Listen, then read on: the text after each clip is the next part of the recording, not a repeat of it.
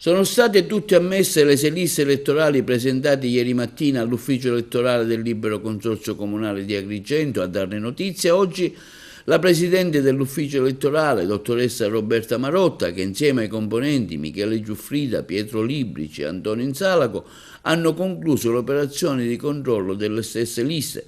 Le operazioni elettorali si svolgeranno nell'intera giornata del 27 aprile dalle 8 alle 22 nell'aula Giglia della sede centrale del Libero Consorzio Comunale.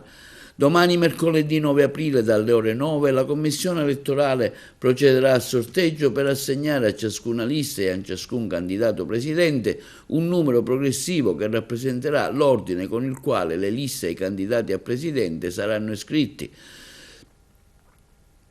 Sono 6 le liste elettorali presentate ieri presso l'ufficio elettorale. Non sono collegati ai 2 diversi candidati presidente, che sono Giuseppe Pendolino e Stefano Castellino, quindi il voto è autonomo e disgiunto. Le liste sono così suddivise: Forza Azzurri, la lista Insieme per la provincia di Agrigento, la lista Uniti per Agrigento, quella di Fratelli d'Italia, la lista Lega Salvini e quella della Democrazia Cristiana.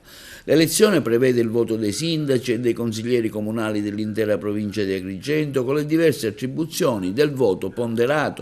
Ricordiamo che le elezioni di secondo livello sono fissate per scegliere i presidenti e i consiglieri dei liberi consorzi comunali di Agrigento, Caltanissetta, Enna, Ragusa, Siracusa e Trapani. Hanno i componenti delle assemblee delle città metropolitane e di Palermo, Catania e Messina hanno diritto di voto agli organi elettivi comunali in carica alla data delle elezioni degli enti di area vasta.